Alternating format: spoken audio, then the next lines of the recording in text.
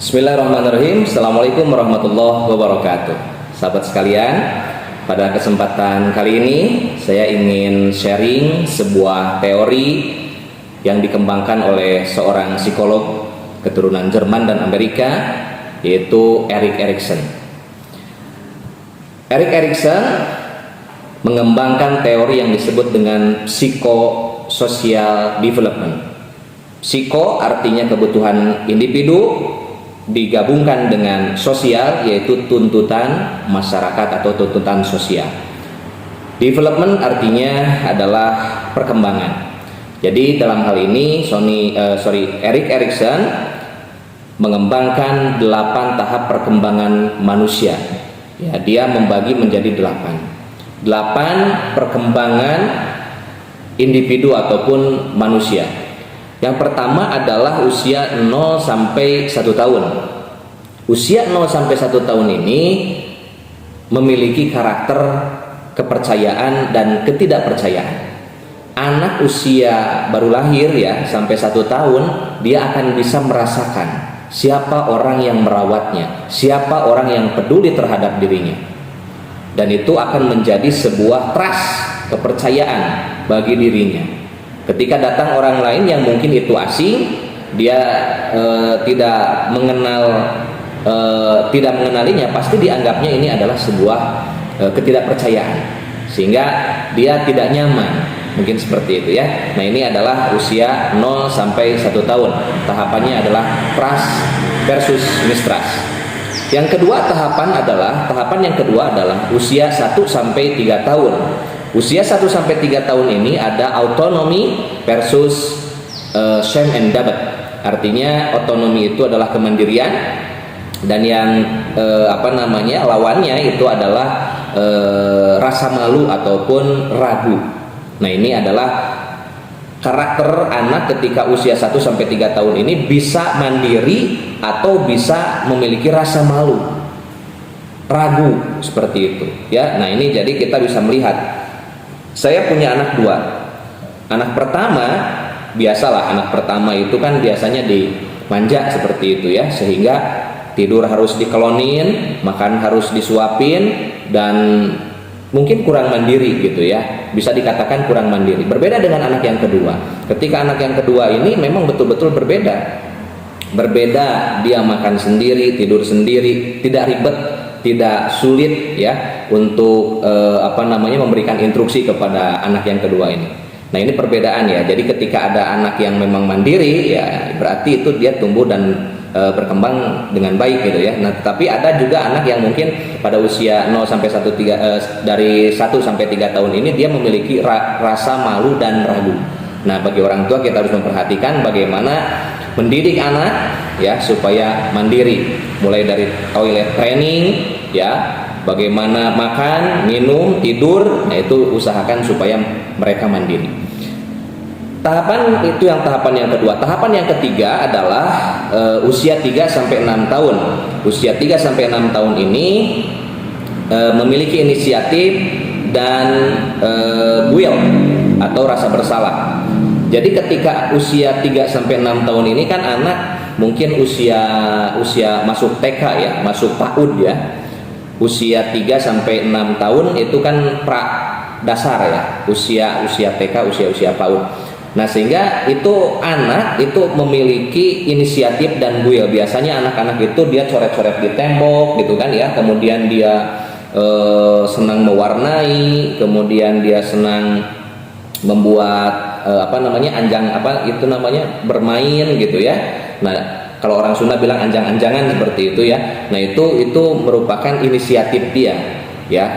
Nah, biarkan saja ketika misalkan anak mencoret-coret tembok. Sebagai orang tua kita harus paham itu masa di mana anak ini mengembangkan inisiatifnya. Saya mau melukis nih, tapi melukisnya pengen di tembok. Biarkan saja seperti itu. Dia mungkin merobek kertas dan sebagainya gitu ya, yang membuat dia memang ini inisiatif saya gitu kan ya, biarkan saja.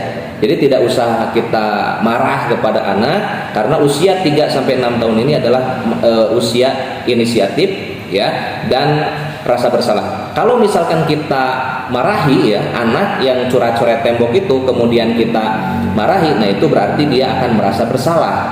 Nah ketika dia merasa bersalah, dia mungkin murung seperti itu ya, udahlah saya nggak mau lagi coret-coret di tembok, saya nggak mau lagi sekolah saya. Nah ini berdampak akan seperti itu, akan berdampak seperti itu. Jadi kalau kita tidak betul-betul memperhatikan tahap perkembangan usia 3-6 tahun, akhirnya anak tersebut akan memiliki rasa bersalah gitu ya.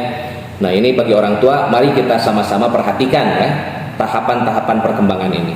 Kemudian berikutnya tahapan keempat, usia 7-11 tahun, kompetensi versus inferiority, industry versus inferiority.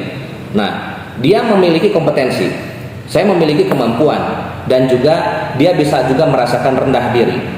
Biasanya 7-11 tahun ini usia SD ya, usia dasar ya, usia sekolah dasar itu adalah usia 7-11 tahun.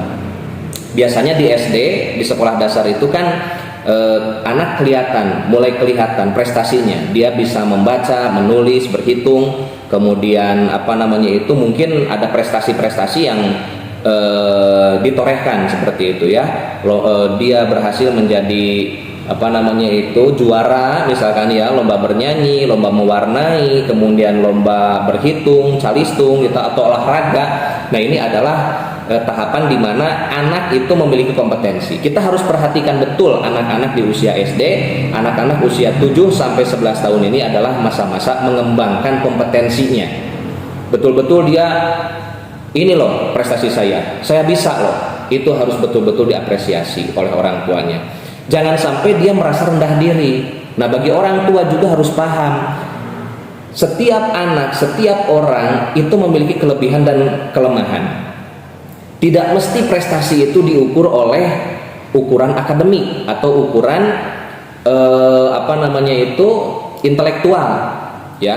Mungkin indikatornya itu melihat prestasinya ya, ranking 1 misalkan, karena dia pintar, nah baru diapresiasi ataupun dipuji.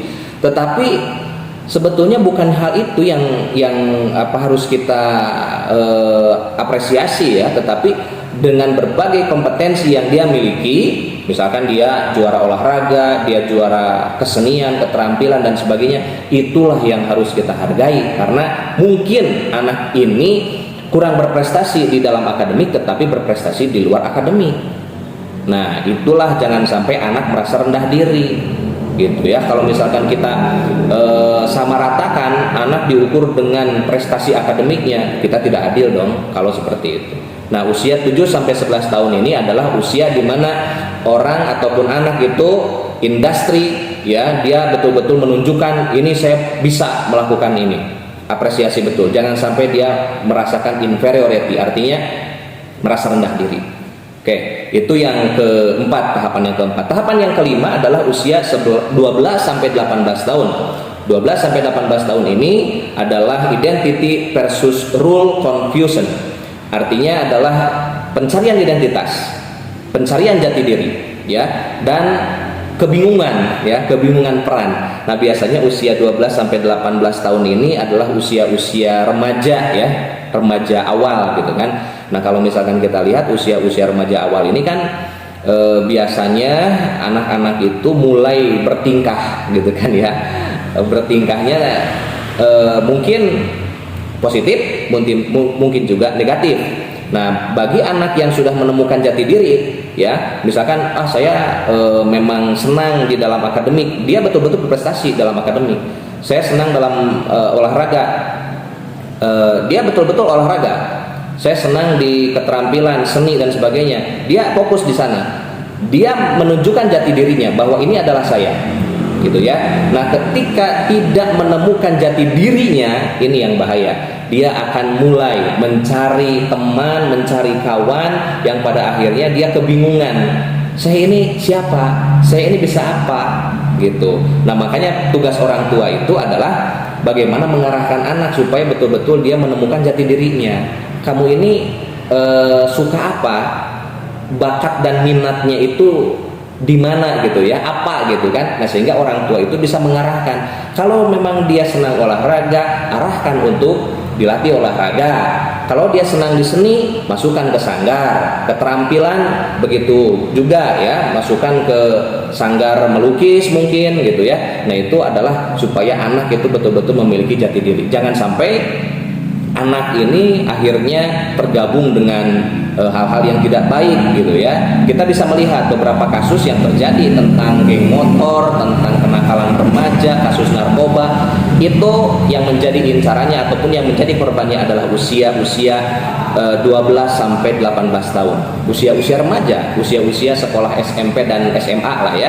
Nah, seperti itu. Ini merupakan tahapan kelima di mana orang atau manusia itu mencari identitas dan atau rule confusion, artinya dia kebingungan peran, bingung dia ya. Nah berikutnya yang tahapan keenam adalah usia 19 sampai 29 tahun, yaitu masa keintiman dan isolasi. Intimacy versus isolation. Intimacy versus isolation artinya dia menjalin hubungan, mulai menjalin hubungan. Usia-usia 19 tahun 29 tahun ini kan usia di mana orang itu mulai mencari-cari gitu kan, mencari-cari kawan ataupun hubungan lah ya, menjalin hubungan dengan wanita dengan laki-laki seperti itu. Itu normal sebetulnya ya, usia 19 tahun sampai 29 tahun itu usia-usia kuliah seperti itu ya, karena memang normal mereka mencari pasangan. Dan biasanya usia 19 tahun sampai 29 tahun itu sukanya nongkrong, sukanya berkawan, sukanya kumpul-kumpul seperti itu. Nah, itu adalah usia di mana keintiman itu terjalin. Bahkan usia nikah mungkin ya. Kalau di Indonesia ini usia 19 tahun sampai 29 tahun ini kan 20 tahun ke atas ya, 20 tahun sampai 29 tahun itu kan usia nikah. Seperti itu. Jadi itu keintiman. Jangan sampai melewati fase keintiman pada akhirnya ketika usia lebih daripada 29 tahun, 30 tahun dan seterusnya itu sudah tidak mau lagi menikah. Ya. Nah, itu karena kelewat gitu ya, masa keintimannya kelewat, yaitu usia 19 tahun sampai 29 tahun. Berikutnya, tahapan yang ketujuh adalah 30 sampai 64 tahun. Usia 30 sampai 64 tahun ini adalah generativity versus stagnation. Generativity versus stagnation artinya dia mencoba memberikan kontribusi kepada masyarakat. Dia memberikan kontribusi, apa yang dia bisa lakukan, dia lakukan. Itu sebagai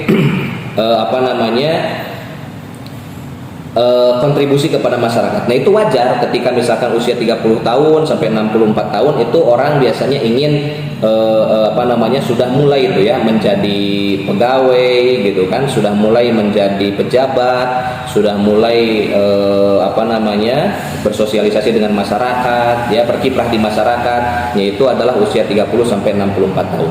30 sampai 64 tahun. Generativitas dan stagnasi.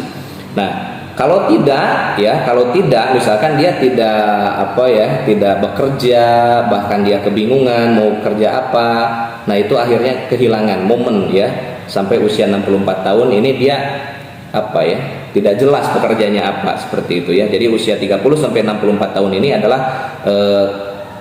kesempatan ataupun masa di mana orang itu harus betul-betul memberikan kontribusi ya, bekerja sekuat tenaga, karena usia 65 tahun itu kan sudah pensiun ya, seperti itu.